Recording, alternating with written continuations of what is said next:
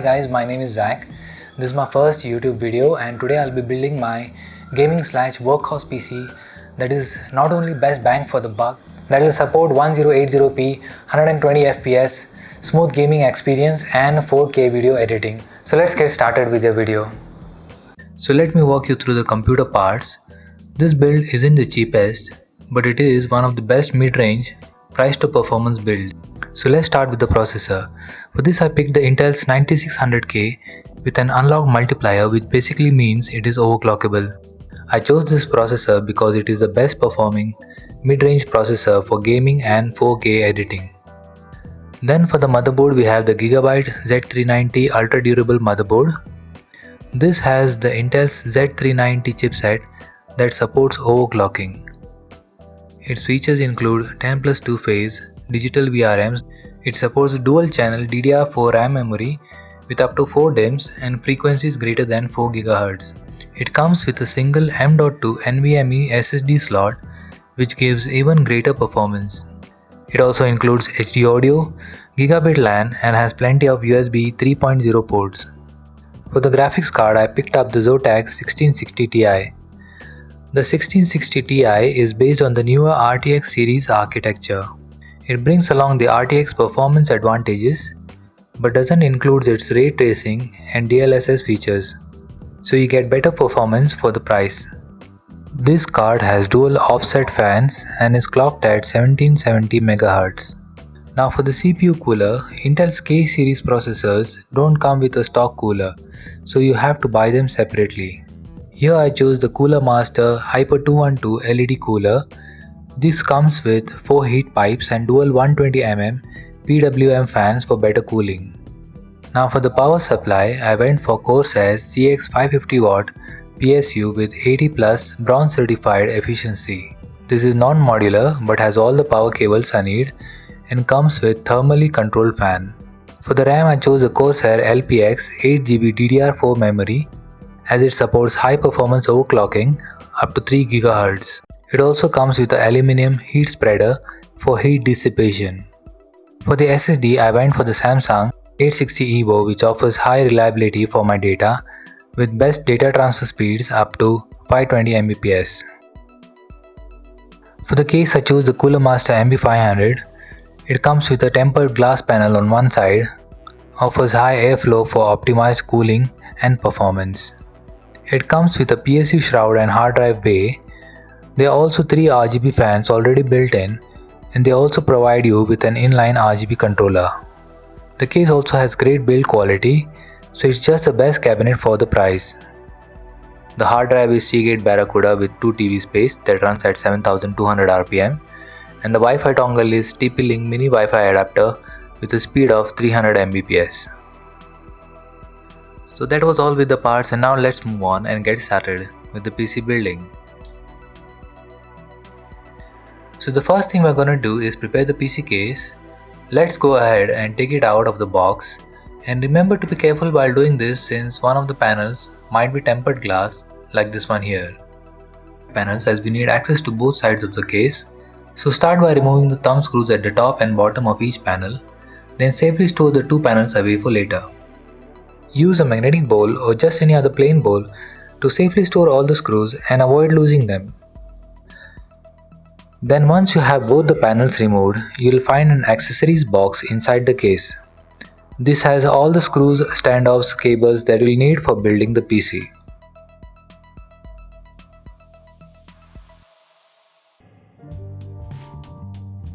I also got an inline RGB controller inside my case. Keep it aside and handy for later. So the next step will be motherboard preparation, and for that you'll want to get the motherboard out of the box. So before we touch the motherboard or any PC part for that matter, you'll want to make sure that you're not carrying any static electricity. Since static electricity can short the circuitry and damage electronic components, make sure you handle the parts by the sides and not touch any chips and circuits, or best, wear an anti-static wristband. It is usually preferred to install the CPU and cooler onto the motherboard before it goes into the case, as it is much easier to do so. So we proceed to take out our Core i5 CPU out of its packaging. This processor installs onto the LGA 1151 socket. Remember that specific processors install on specific sockets and chipsets only.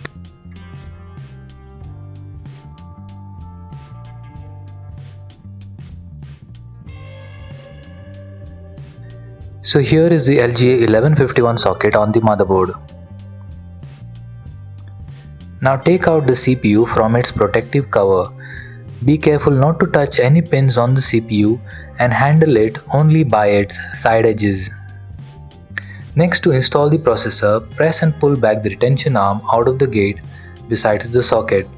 Gently flip up the retention arm and socket cover. If you look carefully at the processor, you will find two notches on either side that will need to match to the two notches on the socket.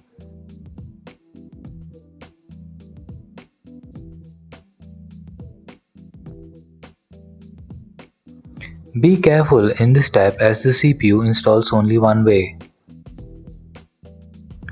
After installing the CPU, give it a gentle wriggle to make sure it is seated properly.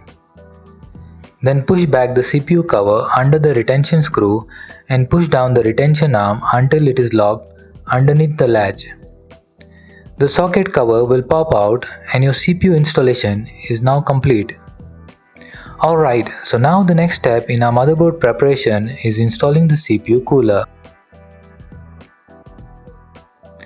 So go ahead and unbox it. This is a twin fan 4 heat pipe air cooled CPU cooler. Upon opening the box, you'll find a small accessories case. This small box contains the mounting brackets, backplate, screws, cables, manual, etc.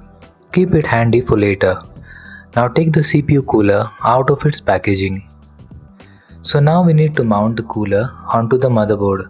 So go ahead and take out the backplate from the accessories box.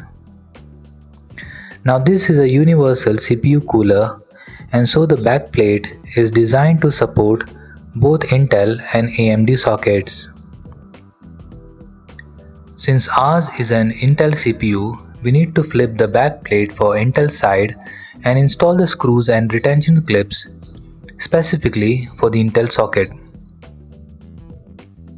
These screws are adjustable and move within the retention clips to support a variety of Intel sockets.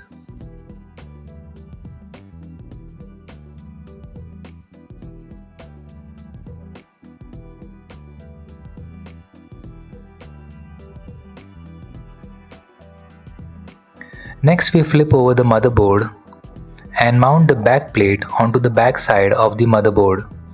Using the adjustable screws, line up the screws with the holes on the motherboard.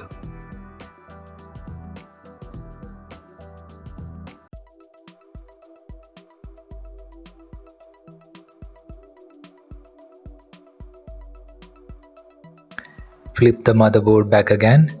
You will find the screws picking out from the holes where you mounted the backplate. Now screw in and fasten all the 4 spaces.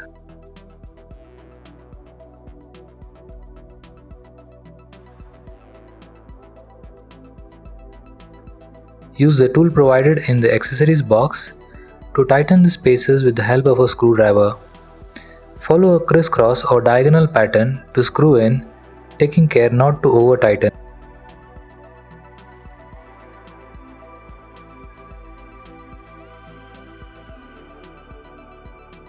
Next, we need to mount the brackets to the heatsink, and for that we have to start by removing the fans.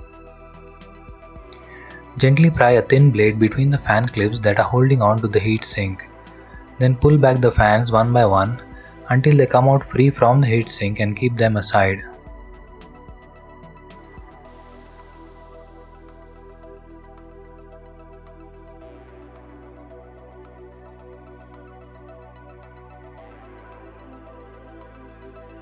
Now attach the brackets to the base plate with the given screws.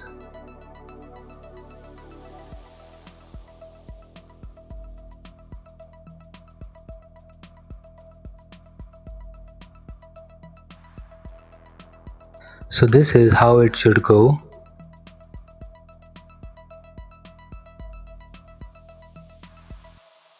Now put in the screw and attach the bracket to the base plate and do it for both the sides.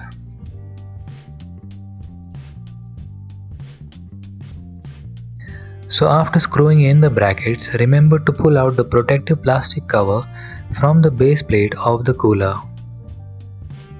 Next we apply the given thermal paste with the plunger.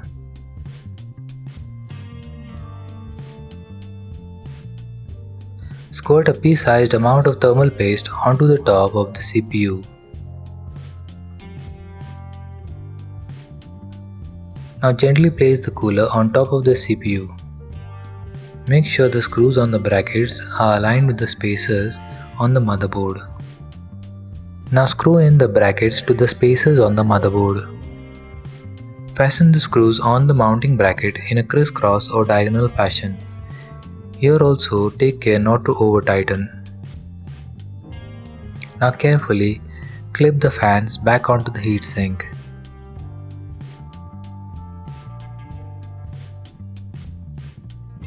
So to supply power to the dual fans, take the 2:1 PWM fan splitter cable and plug it in to both the fan cables. Then plug in the other end of the splitter cable to the CPU fan header on the motherboard. So our motherboard prep is now complete. We are ready to put it into the cabinet. But before that we need to install standoffs. As this is an ATX motherboard, we need to install the standoffs in the holes for ATX layout, which is marked as A inside the chassis. Tighten the standoffs with the tool provided in the accessories box for the PC cabinet. Then install the I/O shield to the back of the case. Press it hard until you hear a click. Repeat this step for all the corners of the I/O shield.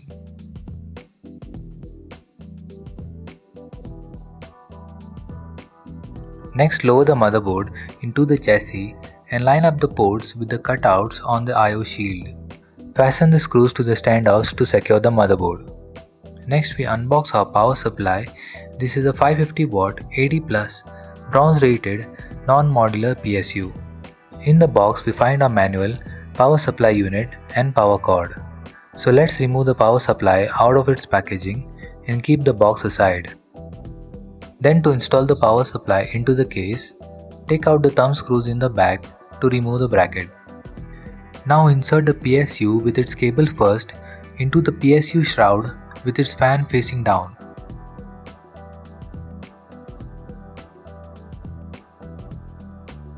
Line up the mounting screw holes on the bracket to the PSU and screw in to secure it to the case.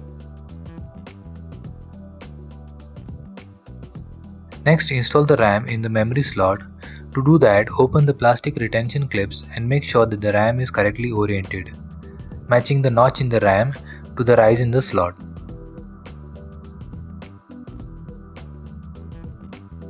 Then we plug in the 24-pin ATX power connector into the motherboard, followed next by the 8-pin CPU power connector. So I finished making all the connections and let me walk you through it. Here is the 8-pin CPU power connector, followed by the CPU cooler connection.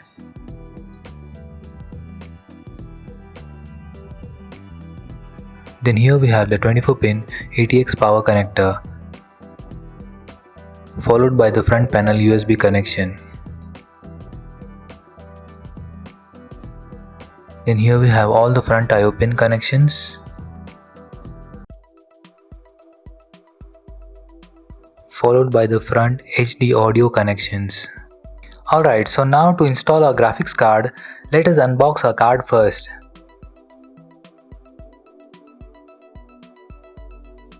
Now I'm going to take it out of its packaging and here it is. So this is the Zotac 1660 Ti, which has dual offset fans and is clocked at 1770 MHz. So now to install the card, I shall use this silver colored PCIe slot. Now remove two retention brackets facing the PCIe slot. Here I have removed them already. Before we insert the card, toggle open the small plastic latch at the end of the slot. Now firmly insert the card into the slot, then push down on the plastic latch on the end of the PCIe slot to secure the card in place.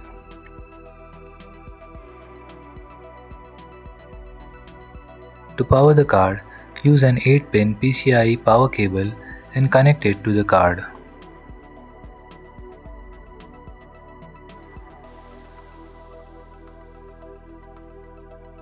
Then use 2 screws to secure the graphics card to the metal retention bracket.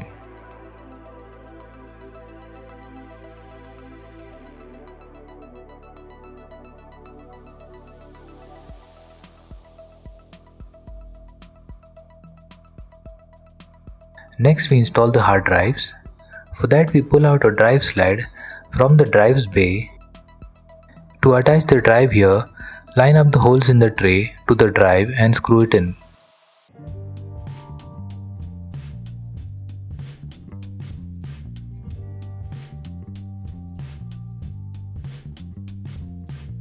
Then find a SATA data connector cable and plug it in.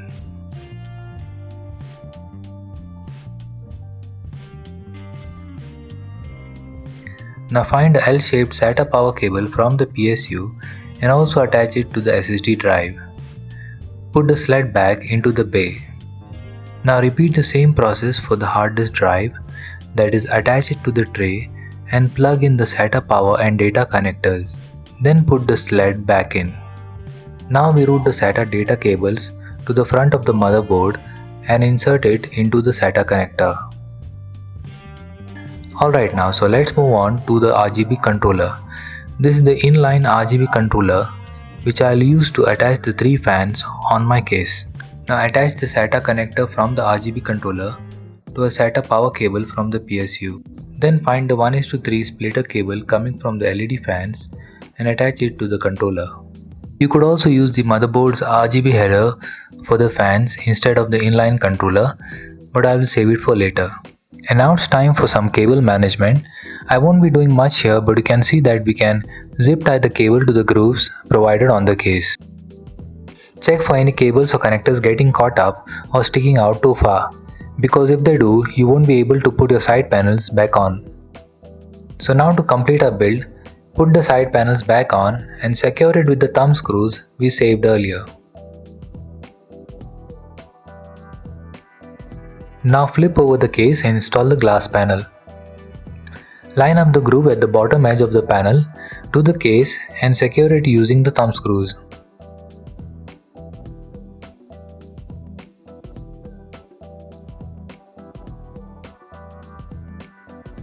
So now our PC build is complete. Now power on the PC and enjoy some B-roll of the new build.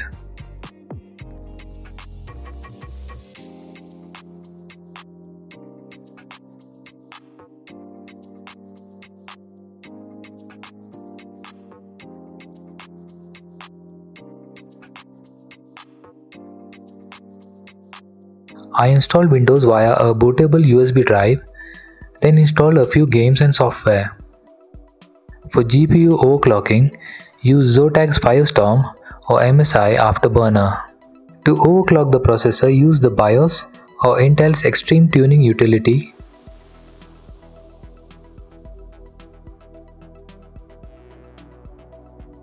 I managed to get an average of 100 to 120 FPS in games such as Apex Legends and Need for Speed Payback.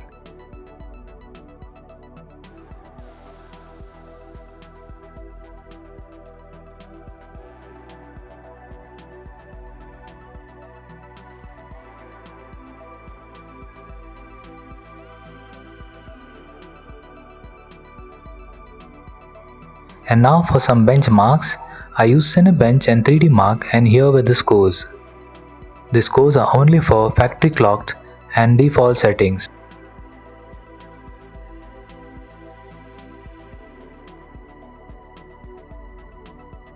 I will save the overclocking and its benchmarks for another video.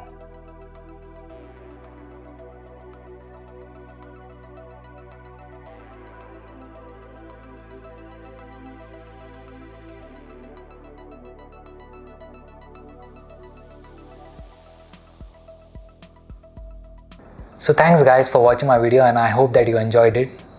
So if you liked it, please give it a thumbs up and subscribe to my channel for more tech videos. So I'll see you guys in my next video. Till then, bye.